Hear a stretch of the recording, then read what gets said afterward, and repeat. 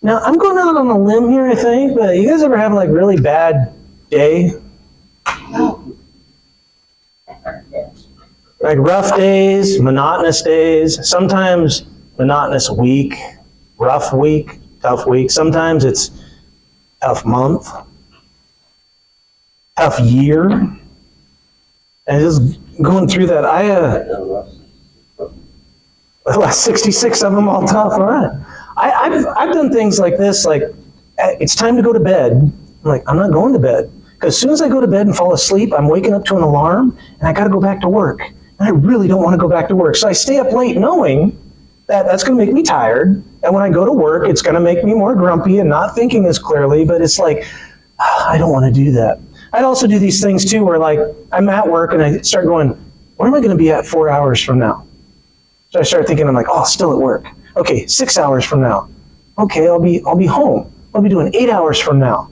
All right, that's probably around supper time, and I just play this game until you get up to like, what am I doing, like 14 hours, and you're like, oh, I'm back at work. Okay, that end that game, should have ended that game a little bit early. There's also something that they taught us when we first became teachers, first becoming a teacher. They said, okay, this is what you do, because you're going to be all stressed out. Bad day, just think of 1 or 2 things that you can do. So like the first thing is get out of bed, use the bathroom. And then if you could come 3 things, the more you could do, if you could do up to 5, it's good, but just concentrate on those 1 or 2 things because you're just going to be having a bad day. We know it. Just get with it and just start working through it. And I thought those things were kind of interesting. It's not anything new though, because Solomon addressed this very thing. Man of wisdom. We're going to be in Ecclesiastes starting in chapter 2, verse 18. Because he addresses the same thing of having a bad day. Having a bad, in this case, a lot longer than just a day. I hated all my toil in which I toil under the sun, seeing that I must leave it to the man who will come after me. And who knows whether he will be wise or a fool, yet he will be master of all for which I toiled and used my wisdom under the sun. This also is vanity. Now the vanity means just a blowing in the wind. It's not anything you can grab a hold of. So he's just questioning, why am I even working? Because eventually I'm not going to be here anymore. And all of this stuff goes to somebody else. So I turned about, and think about how he's saying here, having a bad day. So I turned about and gave my heart up to despair over all the toil of my labors under the sun. Because sometimes a person who has toiled with wisdom and knowledge and skill, so he's not just talking about a job, he's talking about everything that makes up who you are, has toiled with wisdom, knowledge, and skill, must leave everything to be enjoyed by someone else who did not toil for it. This also is vanity and a great evil. What has a man from all the toil and striving of heart with which he toils beneath the sun? For all his days are full of sorrow, and his work is a vexation. Even in the night his heart does not rest. This also is vanity. He understands our point. It's hard. It's tough. And someone's like saying, what's the point? Well, you think of, I just go through it. What is the point? If you're an atheist, what is the point? Eventually you're going to die, as he's talking about here, and your stuff goes to somebody else. What's the point? As a Christian, I still want to say, why do we have to have these hard times? Because our hope is in the life after this one. So what's the point of what we're doing now? Those are good questions. Good thing Solomon gets into it. Continuing on. There is nothing better for a person than he should eat and drink and find enjoyment in his toil. This also I saw is from the hand of God. So he's saying right here, God's making it a blessing for you. For what you do, you need to stop for a moment and enjoy what you have. Instead of striving for more, making it a difficult thing, stop and enjoy where you're at. Because he says, for apart from him who can eat or who can have enjoyment. So apart from God. So at least we got something. We are supposed to be enjoying the toil. It says it's a blessing to us. For to the one who pleases him, God has given wisdom and knowledge and joy. But to the sinner, he has given the business of gathering and collecting. only to give to one who pleases God. This also is vanity and is striving after the wind. So only to give the one who pleases God. Well, like this whole idea is that the one who pleases God is going to be here again. It's like he's not saying we're going to be gone forever, but the people that are here working hard, he's saying their stuff is going to be left for the people that please God. So it's just a saying there that if we're striving to please God, if that's what our goal is, we will be here later. We should be enjoying what we have, and we will be here later. Even in our toil, God can give us enjoyment. Now, I'm sitting there going, that's real easy to say. It's kind of a nice thing to believe. Oh, yeah, even our hard times are good. I've had some pretty hard times, and I didn't remember them being good. Solomon, though, he goes on, and he gives us God's plan. So we're like, okay, we said that we're supposed to be enjoying the time that we're in. It like really sucks. We're supposed to enjoy that time. How can we do that? Well, Solomon has a plan. He goes on in chapter 3. He says, for everything there is a season and a time for every matter under heaven. So we got to stop with that before we get into this list here that's just kind of a famous list. Everything is a season. What this is telling us is God is in control. We're thinking, oh man, this season is a hard one. Okay, so let's start with that. They're saying, how does this affect us? Let's start with the season. God is in control. That's where we need to start at. How can we enjoy it? We're not to that part yet, but God is in control. So that should give us some ease there. It says there's a time for every matter. So it also says the things that we're going through, God's letting them happen too. Let's read these things. A time to be born and a time to die. This is something that God does. The rest are things that we can do. A time to plant and a time to pluck up what is planted. So a time to go to work, a time to spend the money we get from our work, a time to kill, and a time to heal. So they're talking about, capital punishment for things or going to war, but also the time to heal. Now keep in mind, we're not talking one is better than another. We're not saying a time for war, bad, a time to kill, bad, a time to heal, good. Saying is that there is a time for everything. There's a time when these things are supposed to happen. You're moving a time to break down and a time to build up. A time to weep. Oh. And a time to laugh. A time to mourn. And a time to dance. A time to cast away stones and a time to gather stones together. So kind of look at that going, okay, so what's this one about? Gather stones? What are we supposed to be doing? That's just a whole thing of when they were clearing out their orchards and things like that, they would move the stones out of your garden. So a time to cast away stones, get them out of the garden, and then a time to say build a wall, build the temple, building. You'd use the stones for that. So just to explain that. A time to embrace and a time to refrain from embracing. I got to say, I was debating whether to say my joke or not. They need to put that scripture in Walmart, like put it up on the line. A time to embrace and a time to refrain from embracing. Sorry, it was on my mind ever since I read it. A time to seek and a time to lose. A time to keep and a time to cast away. Ooh, my storage problems, kind of time to cast away. A time to tear and a time to sow. Now, if you remember the tear, if something really bad happened, they would tear their clothes. Like in Job, you'd see that before he went and laid down in the trash heap, he tore his clothes. Now keep in mind, there's a time for that. And then a time to sow, so you get over it. A time to keep silence and a time to speak. A time to love and a time to hate. A time to hate. When you think of sin, we're not supposed to like the sin. That's one of the things that keeps getting me with temptation, is that we are supposed to hate sin, hate the things that aren't of God.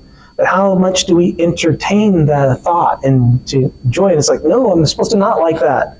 I do, The time to hate is there. There's that. A time for war and a time for peace. Now, I wouldn't say this is a complete list. Not at all. You go, a time for Facebook shorts. And a time for cleaning my desk.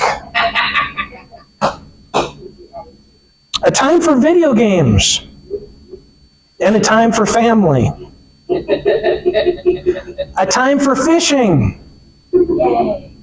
And a time for fixing the gutters on my roof. Now you think about it, a time for blank, time. Now, keep in mind, none of those things, they're listed. There was a time for them. Okay? It's not a bad thing that you want to play video games or watch the shorts. However, there's a time for that. Really, we can see if we start sin and abusing a time. Like if I only watch shorts, and I guess I'll throw that one out there. Say I'm only watching shorts, and then I get up and leave my desk a mess. That's something I really need to be repenting of and change my behavior. Put off the old and put on the new. And think about how I can change that. Or something else that I spend. And now there's some things, a time for, a season for. It might be something that you're doing a lot of. Good and bad things. I mean, it said a time of weeping. I know we've definitely had that time. But you can't stay in that time. I mean, isn't it interesting that when he uses it, he says a time to weep, and then it's followed by the time to laugh?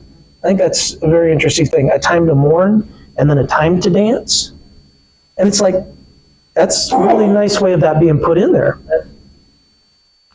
Now, we can see the sin in abusing the time and the season. We can also see sin in the fallen world, that we just end up getting put in a season we don't want to be in because just of circumstances and, disease, sickness, people doing bad things. Sometimes puts us in a season. All right, so how does this apply to our toil being difficult? And Solomon goes over that same question as he goes on in verse 9. What gain has the worker from his toil? So what gain do we have from some of these really bad things?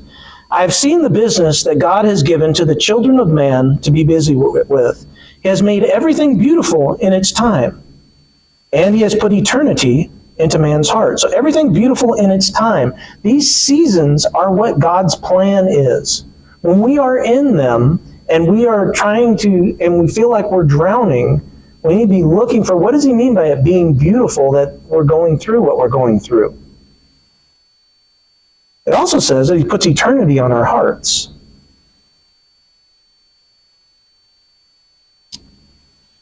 Yet, so that he cannot find out what God has done from the beginning to the end. I mean, we have this eternity on our hearts. We're thinking of beyond now, but we can't understand God. I perceive that there is nothing better for them. Now, he's talking about us, because we have the eternity on our hearts. There is nothing better for them than to be joyful and to do good as long as they live. Also that everyone should eat and drink and take pleasure in all his toil. This is God's gift to man. Wow. So said somebody. I think that was the exclamation. That was God. That's it. That was my gift. Get on it. Goes on. I perceive that whatever God does endures forever. Nothing can be added to it, nor anything taken from it. God has done it, so that people fear before him. That meaning fear is in awe, in reverence of him, because he is in control of all of this. That which is already has been, that which is to be already has been, and God seeks what has been driven away. The toil is God's gift to man. Now, to make a jump there, to move to Romans 8, starting verse 18, and we'll be coming back to that to finish off the chapter in Ecclesiastes. But I want to jump to Romans 8, verses 18 through 25, because this toil that we're going through isn't something new. It's something that's planned. For I consider that the sufferings of this present time, now their sufferings, they were under persecution, talking about people who having a bad day, they're under risk of being executed, being thrown in prison, all of these things. For I consider that the sufferings of this present time are not worth comparing with the glory that is to be revealed to us. For the creation waits with eager longing for the revealing of the sons of God.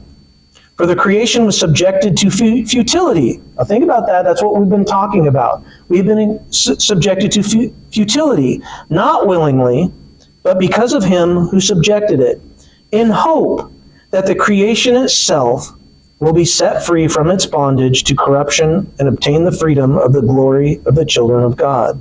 So he's saying here that the creation is subjected to this toil to be drawn closer to God. For we know that the whole creation has been groaning together in the pains of childbirth till now. And not only the creation, but we ourselves, who have the first fruits of the Spirit, groan inwardly as we wait eagerly for adoption as sons, the redemption of our bodies. For in this hope we are saved. Now hope that is seen is not hope. For who hopes for what he sees? But if we hope for what we do not see, we wait for it with patience. It's talking about how our attitude should be in the seasons that we're in. Whether they're good or bad, we see them as bad, they're all set up to draw us to God, draw us to Christ. God's considering our end game. That's what he is totally concerned about. And we see that when we jump back to Ecclesiastes, starting in verse 16, this same idea comes out with what Solomon tells us. Moreover, I saw under the sun that in the place of justice even there was wickedness, and in the place of righteousness even there was wickedness. I said in my heart, God will judge the righteous and the wicked, for there is a time for every matter and for every work. So when you talk about those who are following God and those who aren't, he's saying everybody is going to face judgment at one time or another. There's a season for that. I said in my heart with regard to the children of man that God is testing them, that they may see themselves are but beasts. For what happens to the children of man and what happens to the beasts is the same. As one dies, so dies the other. They all have the same breath, and man has no advantage over the beasts, for all is vanity. Man has no advantage over the beasts. What are we talking about here? Well, we can see there that he says everyone dies. He's talking about this from the perspective of, when he says under the sun, he's meaning here now, what do we see? When somebody dies, what happens to him? When a Christian dies, what happens to him? What we see is that they are in the ground. We know nothing of what happens after that. And that's what he's getting at here. He's saying, what do we see? Under the sun, this is what we see. But we just know that we have the hope. We know there's more to it. And he goes on. All goes to one place. All are from the dust. And to dust all return. Who knows whether the spirit of man goes upward and the spirit of the beast goes down to the earth, saying from what we see. So I saw that there is nothing better, get this as conclusion here, so I saw that there is nothing better than that a man should rejoice in his work, for that is his lot. Who can bring him to see what will be after him? We don't know what's going to be after us. When he's saying rejoice in your work, he's talking about those who are following God. Because if you don't follow God, there's nothing for you. That's what your toil is, toil. Yeah, like somebody says, oh man, this is a horrible world. How could God do this? Well, if you follow God, you have something more. You have a different way you're supposed to be thinking about it. It's supposed to draw us to God. I mean, without God, life is meaningless, and we need to change our behaviors. Like when we start thinking about our seasons, how do we handle that? And we just need to focus on our view, like our view of our present, of what we're doing right now. We need to be thinking about how do we use our time. When we're sitting there in that time where we're having a really difficult time, why are we having that time? We need to be thinking about that, praying about that. Let's pray.